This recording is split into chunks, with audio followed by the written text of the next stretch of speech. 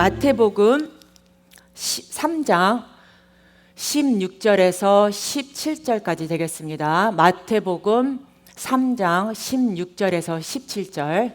예수께서 침례를 받으시고 곧 물에서 올라오실새 하늘이 열리고 하나님의 성령이 비둘기같이 내려 자기 위에 임하심을 보시더니 하늘로서 소리가 있어 말씀하시되 이는 내 사랑하는 아들이요 내 기뻐하는 자라 하시니라. 아멘. 기도하시겠습니다. 오늘 거룩한 성의를 명하여 주셔서 순종함으로 주님 앞에 나와 예배드립니다.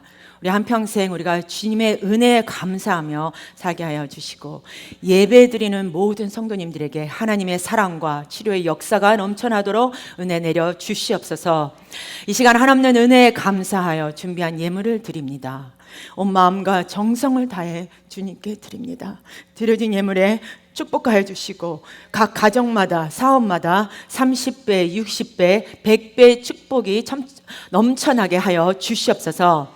하나님 아버지, 이 시간 말씀을 드리기 원합니다. 종의 입술에 기름을 부어주셔서 말씀의 지혜와 능력을 더하게 하시고 성령 충만함으로 주님의 임재에 거하는 예배가 되게 하여 주시옵소서. 예수님의 이름으로 간절히 기도합니다. 아멘. 인사 나누시겠습니다. 오늘은 참 좋은 날입니다. 사랑의 예수님이 우리와 함께 계십니다. 예수님이 우리와 함께 계십니다. 아멘. 오늘 말씀의 제목은 내 사랑하는 아들, 내 기뻐하는 자라는 제목을 갖고 우리가 함께 은혜를 받고자 합니다. 2008년도에 2008년 뉴욕에서 꽤 흥미로운 광경이 펼쳐졌다고 합니다. 그것은 바로 새벽부터 사람들이 모여 줄이 시내를 돌아 이어져 7시간이 넘게 어떤 순서를 기다리는 것이었습니다. 그래서 왜 이렇게 줄을 길게 서 있나 했더니 그것은 바로 포옹을 받기 위한 줄이었습니다. 이렇게 많은 사람들이 포옹을 원했던 이유가 무엇일까요? 참 안타깝게도 사랑받고 싶다는 갈망이었습니다. 사람들이 얼마나 사랑에 메말라 있으면 단 30초만이라도 따뜻함을 느끼고 싶었기 때문입니다. 성도 여러분, 우리가 인생을 살아가는 동안 참된 행복과 기쁨과 사랑은 오직 예수님께로부터 온다는 것을 깨달으시기를 바랍니다. 이 세상이 가져다주는 행복, 이 세상이 가져다주는 기쁨은 잠깐입니다. 반짝하고 지나갑니다. 그러나 주님의 사랑은 영원합니다. 주 안에서 참 기쁨과 행복과 만족을 누리며 살아가는 여러분 모두가 되시기를 바랍니다. 무엇보다 간절히 소망하는 것은 우리 임마누엘 성도님들은 하나님의 사랑을 깊이 느끼고 예수 그리스도의 복음이 마음에 깊이 와닿고 성령님의 일하심이 늘 삶 속에 곳곳에서 경험되어지는 삶이 이루어지기를 소망합니다. 여러분, 예수님을 믿는다는 것이 무엇일까요? 우리가 고아가 아님을 깨닫는 것, 나그네가 아님을 깨닫는 것입니다. 나에게 참된 아버지 하나님이 계신다. 나에게 신랑 되신 예수님이 계신다. 내가 성령 안에서 하나님 나라의 자녀이구나를 아는 것입니다. 그래서 내가 얼마나 존귀한 존재인가를 받아들이고 내 삶에서 진실로 하나님을 의지하고 살아가며 하나님이 내 삶 가운데서 실제로 일하는 것을 경험하는 것, 그것이 바로 예수 믿는 삶이고 그것이 바로 하나님께서 원하시는 삶으로 우리가 조금씩 변화되는 것입니다. 그러므로 우리 성도님들은 매일 감사하시기를 바랍니다. 왜냐, 나 같은 죄인을 독생자를 내어주시기까지 사랑하시고 자녀로 삼어 주셨기 때문입니다. 오늘의 본문은 예수님의 공생의 시작,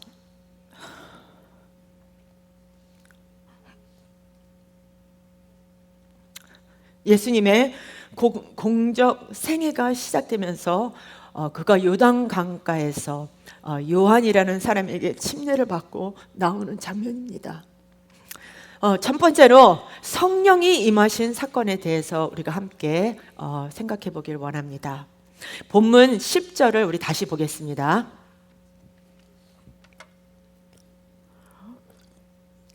죄송해요.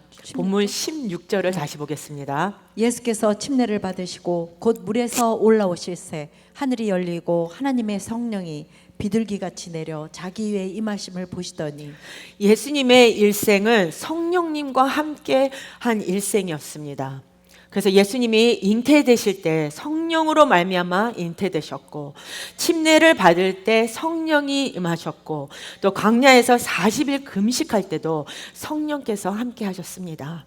그리고 예수님의 공생의 사역에서 세 가지를 하셨는데, 첫 번째는 큰 권능이 임하고, 또 가는 곳마다 선한 일을 행하시고, 귀신을 쫓아내고 병을 고치시는 놀라운 역사를 이루셨습니다. 사도행전 10장 38절은 설명합니다.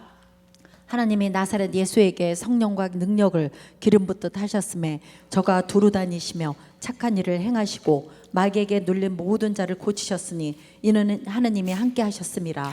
우리가 예수님을 믿고 승리한 생활을 하기 위해서는 반드시 성령 충만함을 받아야 합니다. 성령 충만함을 받아도 되고 안 받아도 되고가 아니라 반드시 성령으로 충만함을 받아야 됩니다. 왜냐하면 성령 충만하지 않으면 우리는 무기력해서 시험에 들고 쉽게 넘어지고 좌절하고 상처뿐인 인생을 살게 되기 때문입니다.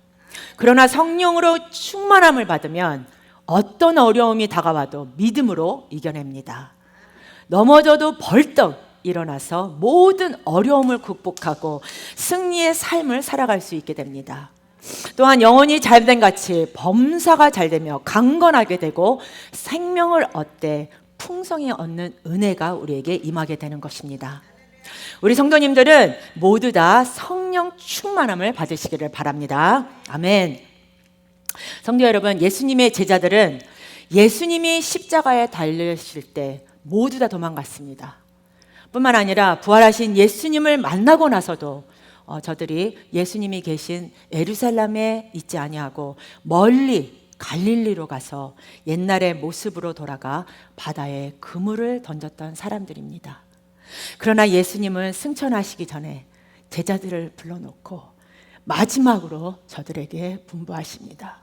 사도행전 1장 4절 5절 말씀입니다. 사도와 같이 모이사 저에게 분부하여 가라사대 예루살렘을 떠나지 말고 내게 들은 바 아버지의 약속하신 것을 기다리라. 요한은 물로 침례를 베풀었으나 너희는 몇 날이 못되어 성령으로 침례를 받으리라 하셨느니라. 여러분, 침례가 무엇일까요?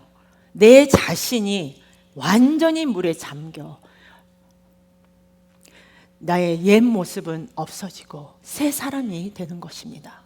이와 같이 성령의 침례는 성령에 완전히 잠기는 것입니다. 성령 충만함을 의미합니다. 그리하여 제자들이 이 말씀을 붙잡고 기도하고 또 기도하고 열흘이 지났을 때 오순절 날 성령이 임했습니다. 그리고 사도행전 2장에 설명합니다. 오순절 날이 이름에 그들이 다 같이 한 곳에 모였더니 다 성령의 충만함을 받고 성령이 말하게 하심을 따라 다른 방언으로 말하기를 시작하니라. 성령이 임하니까 성령께서 그 입술을 변화시켜 다른 방언으로 말하기를 시작하는데 방언이 터져나와 하나님을 찬양하게 한 것입니다. 하나님의 은혜를 나타내는 그런 새 방언이었습니다. 그리고 저들이 나와서 담대한 복음 증거자가 되어 말씀을 전할 때 하루에 3,000명, 5,000명이 회개하고 수많은 사람들이 구름대처럼 주 앞에 몰려오게 된 것입니다. 성도 여러분, 우리가 승리하는 신앙생활을 하기 위해서는 반드시 성령의 충만함을 받아야 됩니다. 사도 바울이 에베소 교회에 이와 같이 권면합니다. 에베소서 5장 18절에 술 취하지 말라 이는 방탕한 것이니 오직 성령으로 충만함을 받으라. 아멘. 우리 다 같이 주목을 주고 저를 따라하겠습니다. 오직 성령으로 충만함을 받으라. 다시 한번, 오직 성령으로 충만함을 받으라. 아멘. 여러분, 성령 충만함을 받으면 운명이 바꾸어집니다. 삶이 바꾸어집니다. 하나님의 은혜가 임합니다. 뿐만 아니라 성령 충만 받은 다음 성령의 열매를 맺게 됩니다. 왜냐하면 성령 충만의 결과가 바로 성령의 열매로 나타나기 때문입니다. 그러므로 예수님을 닮은 인격적인 변화가 다가와야 되는 것입니다. 갈라디아서 5장 22절 23절 말씀합니다. 오직 성령의 열매는 사랑과 희락과 화평과 오래 참음과 자비와 양성과 충성과 온유와 절제니 이 같은 것을 금지할 법이 없느니라. 만약 내가 예수님을 믿고 10년이 지났는데도 아직도 내 성격을 버리지 못하고 늘 내 성질대로 산다면 그것은 성령 충만이 아닙니다. 성령 충만한 사람은 성격이 달라집니다. 인품이 달라집니다. 또한 성령에 사로잡히면 인격이 온순하게 되고 하나님의 은혜가 나타나게 되고 사랑과 기쁨이 넘쳐나고 마음의 평안함이 넘쳐나는 은혜가 임하게 되는 것입니다. 우리 이 시간 옆에 계신 분들께 고백하시겠습니다. 항상 성령 충만합시다. 다시 또 다른 옆에 분에게 항상 성령 충만합시다. 두 번째로 하나님의 음성이 임합니다. 성령의 충만함을 받고 예수님이 물에서 올라오실 때 하늘로부터 음성이 들려왔습니다. 본문 17절을 다시 보겠습니다. 하늘로서 소리가 있어 말씀하시되 이는 내 사랑하는 아들이요 내 기뻐하는 자라 하시니라. 우리가 이 세상을 살아가는 동안 예수님처럼 하나님의 사랑받는 자로 하나님의 기뻐하신 자로 살아가야 될 것입니다. 예수님께서 베드로, 요한, 야고보를 데리고 변화산에 올라갔을 때도 똑같은 음성이 들려왔습니다. 마태복음 17장 5절 말씀입니다. 말할 때 홀련히 빛난 구름이 저희를 덮으며 구름 속에서 소리가 나서 가로되 이는 내 사랑하는 아들이요 내 기뻐하는 자니 너희는 저희 말을 들으라 하신지라. 우리 성도님들은 하나님 뜻대로 살기 위해서 무엇보다 먼저 주님의 사랑으로 충만하시기를 바랍니다. 하나님이 우리를 얼마나 사랑하신지 독생자 예수 그리스도를 우리를 대신하여 우리의 죄를 다 짊어지시고 십자가에 달려 돌아가게 하셨습니다. 그리하여 예수님의 그 희생과 사랑의 열매로 우리가 구원받아 하나님의 자녀가 된 것입니다. 요한일서 3장 1절 말씀합니다. 보라 아버지께서 어떠한 사랑을 우리에게 주사 하나님의 자녀라 일컬음을 얻게 하셨는고 우리가 그러하도다. 그러므로 세상이 우리를 알지 못함은 그를 알지 못함이니라. 하나님께서 이렇게 우리를 사랑하십니다. 그리고 하나님의 사랑은 변함이 없습니다. 이 세상 사람들은 수시로 변하지만 주님의 사랑은 영원토록 변함이 없습니다. 그러므로 주님께 늘 감사하시기를 바랍니다. 이 세상 모든 걸 다 잃어버리고 내가 의지했던 모든 사람들이 다 나를 떠나도 주님은 나를 떠나지 아니하시고 나를 변함없이 사랑하시고 나를 붙들어 주시고 나를 인도해 주시고 나에게 놀라운 은혜를 부어주십니다. 그것이 주님의 사랑입니다. 이것이 주님의 은혜입니다. 이 사랑 때문에 우리가 사는 것입니다. 그리고 성령 충만한 사람은 그 사랑이 무엇인지 잘 압니다.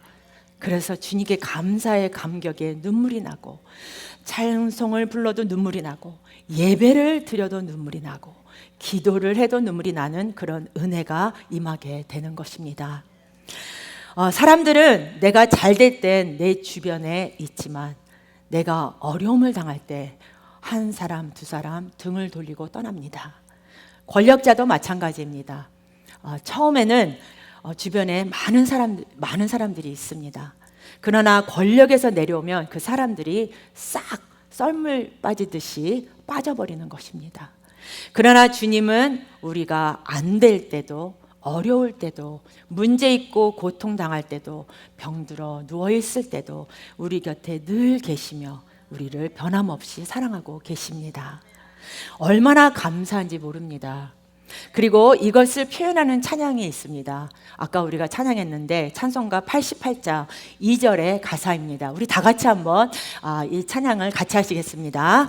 내 몸의 모든 영역 이 세상 고락한 나와 항상 같이 하여 주시고 시험을 당할 때에 악마의 계교를 즉시 물리치사 날 지키시네. 온 세상 날 버려도 주 예수 안 버려 끝까지 나를 돌아보시니 주는 젖산 밑에 백과 빛나는 새벽별 이 땅 위에 비길 것이 없도다. 아멘. 성도 여러분, 그 은혜, 그 사랑에 감격해 살아가는 여러분 모두가 되시기를 바랍니다. 우리가 처음 은혜 받았을 때를 기억하시고 그때 그 감격을 잊지 마시고 한평생 살아가는 동안 주님을 기쁘시게 하는 자가 되어야 합니다. 사도 바울이 고백합니다. 빌립보서 1장 20절 말씀입니다. 나의 간절한 기대와 소망을 따라 아무 일에든지 부끄럽지 아니하고 오직 전과 같이 이제도 온전히 담대하여 살든지 죽든지 내 몸에서 그리스도가 존귀되게 하려 하나니 무엇을 하든지 어디에 있든지 주님께 영광을 돌리는 삶을 살아가시기를 바랍니다. 대단히 죄송한 말씀이지만 제가 장례식을 가보면 부모님 살아계실 때 효도를 제대로 하지 못한 분들이 장례식 때 보면 통곡을 하며 살아계실 때 잘해드릴 걸 하며 후회하는 모습을 보게 됩니다. 여러분, 부모님이 살아계실 때 살아계시기를 바랍니다. 돌아가시고 난 다음에 통곡하고 울어도 내 곁을 떠난 부모님은 다시 돌아오지 않습니다. 이와 같이 마찬가지로 우리가 지금 숨 쉬는 이 시간, 이 순간 정말 주님 앞에서 감사해서 넘치는 감사로, 감격으로 주님께 나아가게 되기를 바랍니다. 주님 앞에 후회 없는 인생을 살게 되기를 바랍니다. 코로나로 인해 우리가 3년 동안 TD 사역을 못하다가 다시 3년 뒤에 그 팀 멤버들이 다시 모였을 때 그들의 모습은 달라져 있었습니다. 그동안 핑계대며 의미 없이 습관적으로 봉사하던 모습에서 진정으로 주님 은혜를 사모하며 온 정성을 다하여 마음속 깊이 흘러나오는 그들의 찬양과 기도드리며 충만한 모습에 제가 얼마나 감동했는지 모릅니다. 그리고 이제는 절대로 사역하는데 남에게 미루지 않고 앞장서겠습니다 고백하는 팀 멤버들의 눈에서 흘리는 눈물을 보며 하나님의 참 사랑과 기쁨과 소망을 보게 되었습니다. 성도 여러분, 여러분은 어떠한 시험의 폭풍 속에서 어떤 시험의 광야 속에서든지 끊임없이 하나님의 그 음성을 들을 수가 있어야 합니다. 사랑하기 때문이야. 내가 나의 기뻐하는 자가 되기 위함이야 라는 그런 음성을 들을 수 있는 성도님들이 되시기를 간절히 기원합니다. 1987년 8월에 디트로이트에서 노스웨스트 비행기가 뜨다가 추락하고 뒤집어 폭발해서 그 비행기에 탔던 154명 중 4살짜리 여자아이 하나 빼놓고 다 죽었습니다. 그런데 그 아이는 어떻게 살았느냐?